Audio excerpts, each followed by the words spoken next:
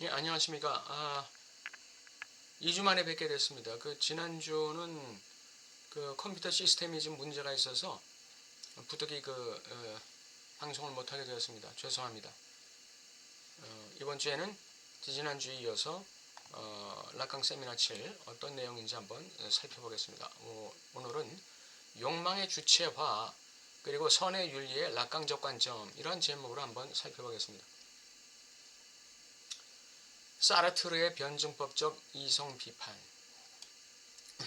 사르트르의 변증법적 이성 비판은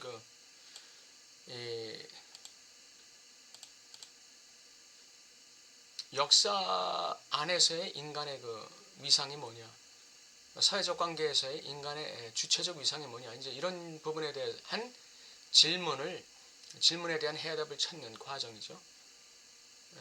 사르트르가 2차 세계대전 이후에부터 그의 말년의 인간에 대한 질문이죠. 실존적 질문. 역사와 사회관계 속에서 인간의 존재적 위상은 뭐냐 이거죠. 여기에서 인간이 필요로 하는 대상에 대한 인간의 원래 관계를 중시하고 있다. 인간이 필요로 하는 대상에 대한 인간의 원래 관계를 중시한다. 이게 이제 변증법적 이성 비판에서 사르트르가 한 얘기죠. 즉 사르트르는 사물을 최종 임계로 가져갈 의도가 있었다. 즉 사물을 최종 단계까지 가져간다는 것은 주체의 주관적 욕망의 추구와 관련이 있음을 의미한다. 이 사르트르가 이 사물이라는 거, 이게 존재적인 어떤 대상이라고도 할 수 있고 인간의 존재적인 어떤 만족, 최종적인 인간 존재에 대한 의미를 줄 수 있는 어떤 것이다. 이렇게 얘기할 수가 있겠죠. 이 사물이라는 거. 사르트르에게서 이 사물이라는 건 굉장히 실존주의적인 입장이죠. 이것이 개인의 욕망과 관련되어 있다는 거예요. 그래서 락강이 사르트르 얘기를 하는 것입니다. 그러니까 이 사물의 최종 단계, 사물을 최종 단계까지 가져간다는 것은 최초 단계가 있다는 걸 얘기하는 거죠. 그 최초 단계가 바로 주체의 주관적 욕망 아니냐, 이렇게 락강은 보는 것이죠. 이 근본적인 관계는 인간의 조건을 정립하는 것, 그의 필요와 관련하여 인간을 인간으로 만드는 결핍, 인간을 인간으로 만드는 결핍이라는 개념에서 시작한다 그랬습니다. 인간을 인간으로 만드는 건 뭐냐? 결핍이라는 거예요. 결여라는 것이죠. 즉 인간 조건은 그의 필요와 관련하여 인간을 인간으로 만드는 결핍이라는 개념에서 시작한다. 그러니까 이 사르트르가 공산주의와 함께 성장했던 사람이지만 나중에는 이제 막스주의를 굉장히 비판하죠. 그리고 프랑스 공산주의도 굉장히 비판합니다. 남의 나라 쳐들어간다든지 이런 거 아주 굉장히 비판하죠. 그래서 이 인간 조건이라는 게 과연 뭐냐? 인간을 인간으로 만드는 조건이 뭐냐? 그건 결핍이다. 굉장히 기독교적인 관점이라고 할 수 있죠. 인간은 벌거벗음으로부터 출발합니다. 성경에 따르면 인간은 벌거벗음으로부터 출발하는 거예요. 죄인된 인간의 삶의 실존이죠. 그것이 시점입니다. 시작되는 점. 결핍이라는 개념에서 시작한다. 이렇게 얘기하고 있어요. 사르트르도. 인간을 인간으로 만드는 결핍이라는 개념에서 시작한다. 그래서 인간이 정의된다 이거죠. 인간의 조건을 정립하는 것은 그의 필요와 관련해서 결핍이라는 개념에서 시작한다. 이러한 결핍이라는 개념은 단순히 물질적 결핍을 확정적으로 얘기하는 것만은 아니죠. 어떤 실존적 결핍을 얘기하는 것입니다. 존재적 결핍을 얘기하는 것이죠. 정신분석가들은 옷의 상징주의를 연구했는데 옷은 벌거벗음을 가리는 어떤 것이죠. 이 옷의 상징주의는 기표라고도 할 수 있어요. 그러니까 기표라기보다는 기의죠. 기의, 자신을 규정하는 어떤 상징들, 규정들. 이게 옷이에요, 옷. 옷의 상징주의를 연구했는데 옷의 상징주의는 유효한 상징주의라는 것을 말해준다. 의복의 상징주의라는 주제에 대한 전체 분석 이론의 심오한 양가성, 우리로 하여금 지금까지 정신분석학에서 다뤄졌던 상징의 개념에 도달한 곤경을 평가할 수 있게 한다. 지금까지 정신분석학에서 다뤄졌던 상징의 개념, 이것은 그 인간의 상징주의, 인간의 상징화, 주체의 상징화라고 말할 수 있는 것이죠. 근데 그건 공경에 처했다 이거예요. 옷이 왜 양가성을 가지고 있을까요? 옷은 우리가 벌거벗었음을 입증하는 어떤 것이죠. 그러면서 우리의 벌거벗음을 가리는 어떤 것입니다. 그 양가성이 있는 것이죠. 이게 바로 결의의 기표의 양가성이에요. 인간은 존재적으로 벌거벗었다는 것을 제시하는 기표가 바로 결의의 기표죠. 그 결의의 기표는 동시에 입고자 하는 욕망을 불러일으키는 것이죠. 옷의 상징주의란 깊이의 상징주의를 말하며 이는 결여를 숨기는 동시에 드러내는 것을 의미한다. 소유로서의 옷, 이게 이제 이 상상적 남근이에요. 상상적 팔루스, 이게 소유입니다. 이것이 의미하는 이 양가성은 주체로 하여금 존재로서의 남근으로 넘어가도록 밀어붙인다. 이 존재로서의 남근, 이게 이제 결의의 기표를 얘기하는 것이죠. 결의의 기표.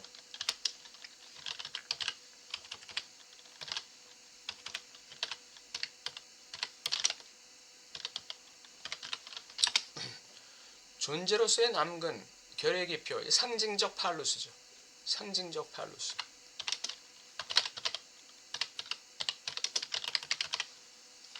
아까 그 소유로서의 옷이라는 것, 이것은 이 상상적 팔루스죠. 뭔가 내가 가지고 있다고, 내 결여를 가리고 있다고 착각하게 만드는 팔루스, 이게 소유로서의 팔루스입니다. 여기에는 뭐가 있죠? 돈, 권력, 인기, 사회적 지위, 명예, 이런 것들이 있겠죠. 우리 인간들이 죽자 사자 찾고자 하는 것.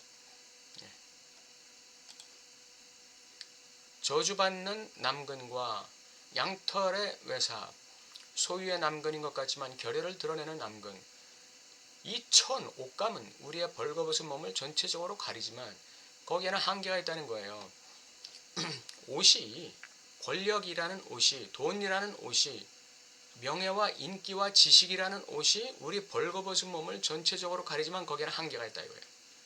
천과 빠진 머리카락 하나가 빠져 있다 이거죠. 머리카락 하나가 나와 있다 이거죠. 그걸 가리지 못하는 거예요. 천과 빠진 머리카락의 관계. 아무리 천으로 가리려고 해도 거기에서 빠져나간 머리카락 하나가 있다는 것이죠. 즉 천은 빠진 머리카락 하나가 충족될 때 비로소 완전해진다. 그러나 그 충족이 가능할까요? 가능하지 않습니다. 옷감은 항상 그녀가 필요한 모든 것을 완벽하게 가지고 있지 않다. 머리카락 하나가 항상 빠진다. 그녀의 욕망을 채울 수 없다. 그녀는 양털을 통해서 자신이 필요한 모든 것을 가질 수 없다. 그러니까 루이비통, 샤넬, 무슨 또 뭐가 있어요? 에르메스, 별의별 양털로 자기 결여를 채우려고 하지만, 가리려고 하지만 이 인간 존재적인 결여는 가릴 수가 없다는 것이죠. 그러니까 자신의 존재적인 결여를 경험하고 통찰하는 그 수준에 따라서 욕망의 이 수준이 결정되는 것이죠. 차원이.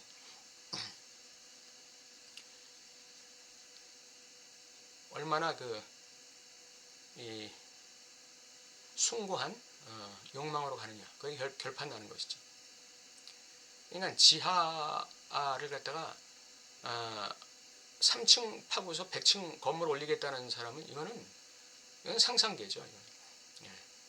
100층 건물을 올리려면 적어도 지하 30층은 파야 되지 않겠어요? 과도한 노출이 숨기는 과도한 노출이 있다. 이것은 아주 교묘한 노출이죠. 자신의 노출을 노정시키면서 자신의 과도한 노출을 숨기는 것이죠. 자신의 진정한 노출을 숨기는 거예요. 이거는 굉장한 위선입니다. 이건 굉장한 위선이에요. 자신의 가벼운 실수와 실패를 노출시킴으로써 굉장히 겸손한 척하고 자신의 이 못남을 받아들이는 것 같지만 그것은 자신의 진정한 결여를 못남을 감추는 노출에 불과하다는 것이죠. 바리새인적인 위선입니다. 율법을 자꾸로 지킨다고 자부하면서 실제로는 율법의 핵심인 인과 신과 의를 가리고 있는 이런 그 바리새인들의 위선과 같은 것이죠. 과도한 노출이 숨기는 과도한 노출이 있다. 그게 그 말입니다. 아담은 동물의 이름을 붙여줄 때 이브의 머리카락 하나를 뽑는다. 아담이 동물의 이름을 붙여줄 때 이브의 머리카락 하나를 뽑는다. 이브의 머리카락 하나를 배제시킬 때 아담은 완전해질 수 없다. 한 가닥의 머리카락을 중심으로 기표 구조가 조직된다. 아담은 이브가 있을 때 완벽해지는 거예요. 완벽해진다는 것은 신이 된다는 의미는 아닙니다. 하나의 인간으로서 좀 더 보완된다는 뜻이죠. 왜냐하면 이브는 아담의 갈비뼈잖아요. 그렇기 때문에 그 아담은 이브를 통해서 완벽해지는 거예요. 완전해지는 거예요. 완전으로 갈 수 있는 길이 열리는 것이죠. 그 다음 옷감, 처는 시간적 차이가 있다. 옷감으로 자신의 몸을 덮거나 누에고치 형태가 아닌 세상에서 옷감이 저절로 벗겨지듯이 움직일 것이다. 옷감으로 자신을 덮거나 저절로 벗겨지듯 움직일 것이다. 이건 뭘 의미합니까? 기표의 교환을 얘기하는 것이죠. 기표의 교환. 그러나 기표가 교환된다고 해도 결여를 감출 수 없는 것이죠. 조금 더 완벽하게 감출 수는 있어요. 아까 말했듯이 조금 더 완벽하게 감출 수는 있지만 결코 거기서 머리카락 하나를 배제할 수 없다는 것이죠. 옷감이 벗겨진다는 것은 기표의 교체를 의미하며 이는 옷감의 주관화, 즉 기표의 주관화와 교체를 의미한다. 창조 행위는 지극히 주관적이다. 여기서 한 걸음 더 나가서 해석을 했는데 옷감이 벗겨진다는 것은 자신의 결여를 바라본다는 것을 얘기하죠. 자신의 결여를 바라보면서 기표에 거기서 만들어지는 기표는 좀 더 주체에 가까운 기표, 기표의 주관화 또는 주체화. 여기서 이제 창조 행위가 일어나는 길이 열리는 것이죠. 옷감의 주관화라는 것. 옷감의 주관화라는 것.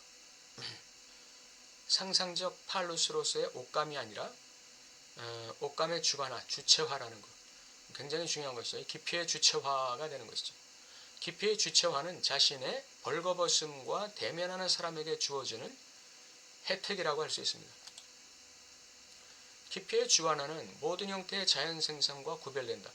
욕망의 변증법은 기표를 중심으로 조직된다.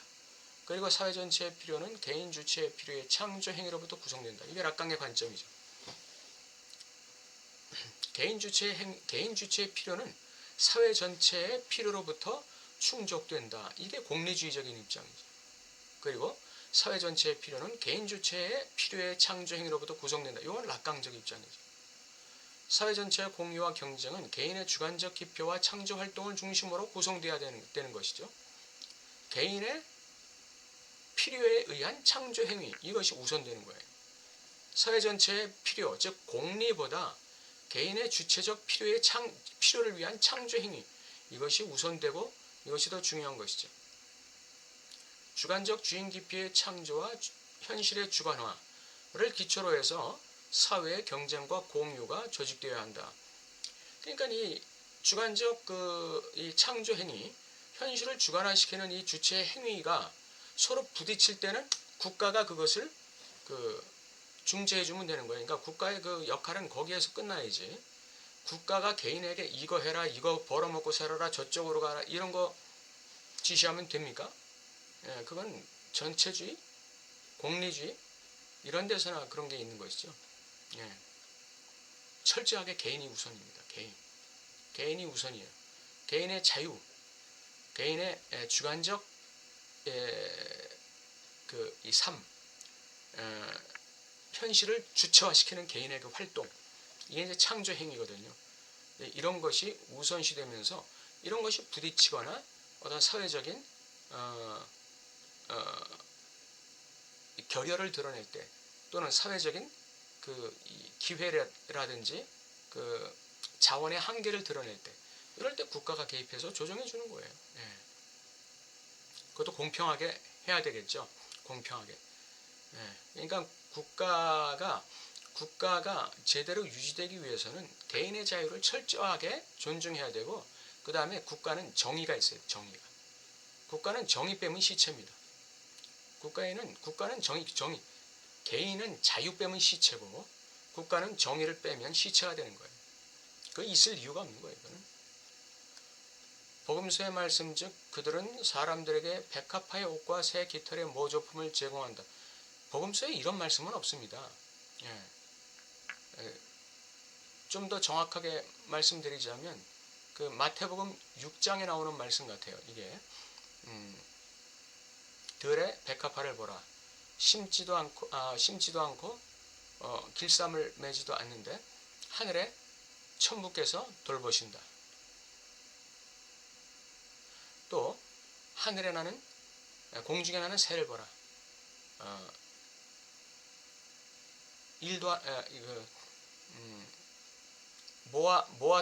모아들이 창고에 모아들이지도 않지만 하늘에 천부가 이 새를 먹이신다. 이런 말씀이죠. 그러니까 그 말씀을 하신 이유는 인간의 실존적 삶에 대한 염려를 하지 말란 뜻이지 인간의 실존적인 삶 자체를 부정하는 말은 아니에요. 인간의 실존적인 삶을 부정하는 말이 아니라 인간이 자신의 실존적 삶에 대한 염려를 하지 말란 얘기예요. 그 염려하고 어떻게 살란 얘기냐. 염려를 위탁하라는 것이죠. 창조주에게 위탁하라는 거예요. 너희가 어찌 염려함으로 너희 머리털 하나를 희고 검게 만들 수 있느냐. 그런 말씀이 있어요. 머리털 하나도 희고 검게 만들지 못하는데 자기 것도 어떻게 세상 일을 염려하느냐. 천부께 맡겨라 이거죠. 이 복음서 말씀은 바로 그런 뜻으로 제시된 말씀이에요. 그런데 여기 락강 얘기를 볼까요? 이 말은 단어에 의한 텍스트의 어리석은 폐지다. 그러니까 이게 잘못 해석한다는 거예요. 단어에 의해서 텍스트, 인간 실존의 텍스트를 폐지시킨다는 거예요. 아까도 말씀드렸듯이 이거는 세상 일을 하지 말아라, 세상에서의 실존적 삶을 게을리하라 그런 말이 아니죠. 실존적 삶에 대한 염려를 창조주에게 위탁하라는 의미입니다. 이 세상의 가장 큰 특징은 믿음을 가지려면 본문에서 세상을 뽑아야 한다는 것이다. 세상을 뽑는다는 말이 실존적인 삶을 거부하거나 게을리한다는 뜻이 아니라 복음서의 진리는 락강이 말하고자 하는 복음서의 진리는 믿음을 가지려면 세상에 대한 욕망을 뽑아야 한다는 것이 아니라 세상에 대한 염려 근심을 뽑아야 욕망의 삶을 살 수 있다는 거예요. 세상에 대한 두려움을 뽑아야 욕망의 삶을 살 수 있다는 것, 그걸 얘기하는 것이죠. 성마태의 몸짓은 인간 그 자체, 자신의 권리를 가진 인간이 이 천의 머리와 팔이 나올 수 있는 구멍을 뚫기 시작하자마자 개별화되기 시작한다는 것을 의미한다. 아까도 말씀드렸다시피 현실의 주체화입니다. 현실의 주체화.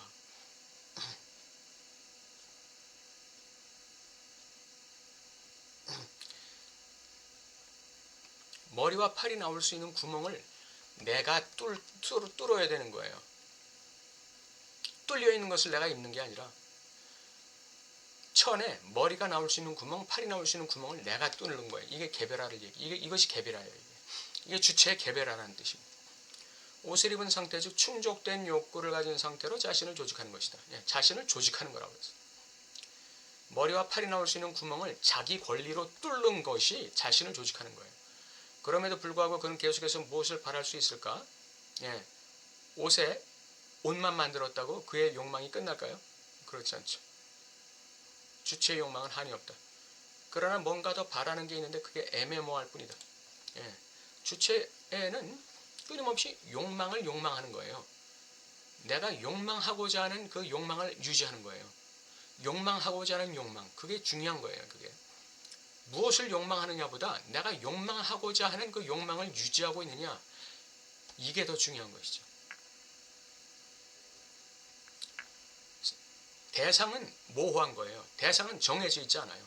주체적으로 현실화시키는 거예요. 욕망을 상징계 속에서, 현실계 속에서 나의 욕망의 대상을 주체화시키는 것이죠. 정해져 있는 대상을 취하는 게 아니죠. 상품에 있어서의 선의 변증법은 그것이 인간에게 효과적인 의미를 갖는 정도, 즉 욕구 충족의 정도에 의해 분절되는 거예요. 상품이라는 건. 인간의 필요는 효용의 수준에서, 다시 말하면 욕구 충족의 수준에서 그들의 보금자리를 찾게 되는데, 효용의 수준에는 어느 정도 유용할 수 있는 상징적 텍스트 부분이 포함된다. 우리가 효용을 갖게 되는 것은 상징계에서 갖게 되는 것이죠. 예. 상상계에서 갖는 게 아니죠. 예. 상징계, 현실 속에서 우리가 효용 가치를 갖게 되는 것이죠. 최대 다수의 최대 행복. 이는 재화의 기능 문제가 조직되는 법에 비추어 볼 때 이것은 바로 법칙이다. 이 수준에서 우리는 주체가 천의 구멍을 통해 머리를 집어넣는 순간 이전에 우리 자신을 발견한다. 천의 구멍을 통해 머리를 집어넣기 이전에 우리를 발견한다는 것은 무엇을 의미합니까? 국가가 뚫어놓은 구멍에 머리를 집어넣는 걸 얘기하는 거예요. 다시 말하면 공동선, 공리주의적인 입장을 얘기하는 것이죠. 예. 그런데 천이나 상품이 과연 그 효용가치에 의해서만 주체가 되는가? 예, 천이나 옷감이나 상품이 과연 그 효용가치에 의해서만 주체에게 완벽한 효용이 있느냐 이거죠. 그게 아니죠. 천은 가능한 한 많은 피험자가 머리와 팔다리를 천에 넣을 수 있도록 만들어졌다. 이게 이제 공리주의적인 옷감이에요. 그런데 희귀한 것이든 아니든 어쨌든 만들어진 것, 결국 이 모든 빈곤과의 상관관계가 무엇이든 간에 이 모든 부는, 국가가 만들어 놓은 이 모든 부는 처음부터 사용가치 이외의 것이 있다. 쥐상스 용도가 있다. 결과적으로 선은 완전히 다른 방식으로 표현된다. 좋은 것은 천을 사용하는 수준이 아니다. 재화는 주체가 마음대로 가질 수 있는 수준이다 그랬어요. 국가가 정해주는 재화를 가지고 우리가 쓰는 거, 그건 우리에게 효용 가치는 줘요. 그러나 주의상수는 주지 못한다는 것이죠. 주의상수는 언제 오느냐? 재화를 주체가 마음대로 가질 수 있는 수준에서 온다 이거예요. 이건 뭐냐? 다스리는 차원에서 가질 수 있다. 다스리는 차원에서 재화를 활용할 때, 사용할 때 주체는 주의상수를 경험할 수 있다는 거예요. 선의 영역은 권력의 탄생이다. 주체의 권력, 그것은 바로 마음대로 다스리는 그 권리를 행사할 때 선이다 이거죠. 선에 대한 통제라는 개념은 본질적이며 이게 다스리는 개념이에요. 본질적이며 이것을 전면에 내세우면 일단 인간이 자신을 통제할 수 있게 되면 역사의 특정 시점에서 인간이 주장하는 의미에 관한 모든 것이 드러난다. 이것이 역사적으로 효과적으로 의미하는 바를 밝히는 작업을 맡은 것은 내가 아니라, 다시 말하면 인간이 자기 자신의 세상, 자기 자신을 둘러싼 이 세상이라는 환경, 상징계 속에서 자기가 욕망하고 있는 어떤 그 대상을 자기 마음대로 통제하고 다스릴 수 있는 권리를 행사하게 될 때 쥐상스를 경험할 수 있다는 이 얘기를 역사적으로 효과적으로 의미하는 바를 밝히는 작업은 내가 락강 자신이 아니라 프로이드였다. 자신의 재화에 대한 통제권을 행사하는 것은 누구나 알다시피 그 본질을 드러내는 어떤 장애를 수반한다. 자신의 재화에 대한 통제권을 행사하는 것은 누구나 알다시피 그 본질을 드러내는 어떤 장애를 수반한다. 그 장애가 뭐죠? 공동선이라는 거예요. 공리주의. 모든 질문은 이 과정이 끝났다고 생각할 수 있는 순간, 즉 공동선이 끝났다고 생각할 때에 관한 것이다. 선한 사람의 이러한 기능 때문에 당연히 변증법이 생긴다. 다른 사람을 박탈하는 힘은 공리주의의 힘이죠. 다른 사람을 박탈하는 힘은 타자를 그 자체로 출현시키는 매우 견고한 연결고리다. 다른 사람, 타자를 박탈하는 힘, 즉 공리주의의 힘은 바로 타자를 주체로 출현시키는 연결고리다 이거죠. 공동선은 주체의 욕망을 출현시키는 연결고리다. 공동선 가지고 인간은 주체는 만족하지 못한다는 거죠.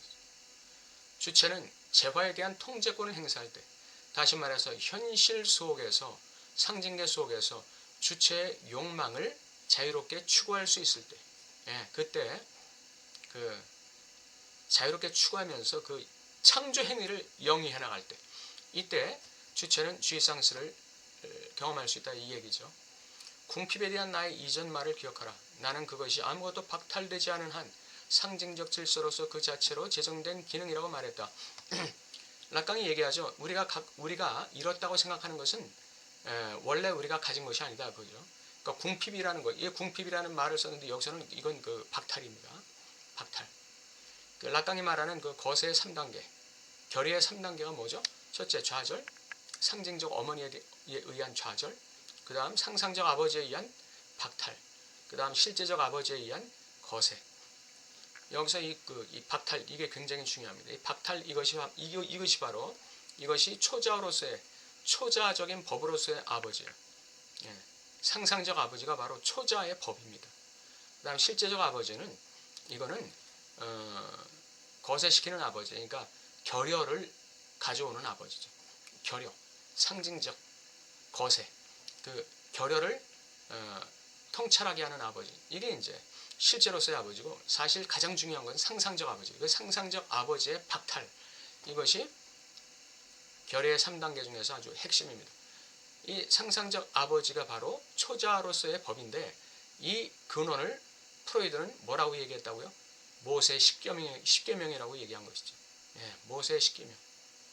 그러니까 교회가 프로이드를 마귀라고 취급하지만 그러면 안 돼요. 프로이드가 그 모든 아버지들의 그 법의 근원이 바로 모세 10계명이라고 긍정한 거예요. 그래서 여기서도 락강이 궁핍에 대한 자신의 이전 말을 기억하라고 하면서, 나는 그것이 아무것도 박탈되지 않은 한 상징적 질서에서 그 자체로 제정된 기능이라고 말했다. 다시 말하면 인간은 원초적으로 궁핍을 가지고 태어났다는 거예요. 상징적 질서에서 그 자체로 제정된 기능이 바로 박탈이다, 이거죠. 그 자체로 제정된 기능, 누가 뺏어서가 아니라 그 자체로 제정된 기능이에요. 그럼 아이가 상상적 아버지에게 박탈당한 건 뭐냐? 아이의 상상 속에서 상상적 아버지가 자기를 박탈시켰다고 느끼는 것이죠. 예. 중요한 것은, 자, 지문 돌아갑니다. 중요한 것은 빼앗는 주체가 상상의 함수라는 것을 인식하는 것이다. 빼앗는 주체가 상상의 함수예요. 상상적 아버지라는 얘기죠. 이 거울상이 주체 궁핍으로 들어가는 길을 막는다. 거울상, 이상적 자아, 완벽한 거울상, 게슈탈트, 완벽한 게슈탈트로서의 거울상이 바로 주체적 궁핍으로 들어가는 길을 딱 막고 있는 거죠. 예. 아, 넌 참 멋진 아이야. 넌 완벽해. 이렇게 완전히 궁핍의 주체인데 거울상이 싹 가려버리는, 캐모플라지 하는 것이죠. 아까 옷감으로 결여를 캐모플라지 한다고 그랬죠. 거울상이 바로 옷감과 같은 거예요. 자아상의 옷감. 그래서 주체의 결여, 궁핍을 막아버리는 거예요. 캐모플라지 하는 것이죠. 분석에서 항상 기억해야 되는 경험에서 관찰된 사실이다. 그러니까 자랑 많이 하는 사람이 있죠. 은근히 자랑하는 사람이 있고 내놓고 자랑하는 사람이 있어요. 그 자랑이 많다는 것은 뭘 얘기합니까? 거울상에 아직도 관심과 이 정신을 뺏기고 있다, 이거죠. 자신의 결여로 들어가지 못하는 거예요. 그렇게 되면 자랑을 많이 하게 되어 있습니다. 특히 자기애적인 요소가 강한 사람들은 엄청난 자랑을 해야 되죠. 예. 자신의 궁핍으로 들어가지 않으려고 몸부림치는 것이죠. 자신의 재산을 방어한다는 것은 자신이 그것을 향유하는 것을 금지하는 것과 동일한 것이다. 와, 이거 희한한 얘기가 나오네요. 자신의 재산을 방어한다는 것은 자신이 그것을 향유하는 것을 금지하는 것과 동일한 것이다. 무슨 말이죠?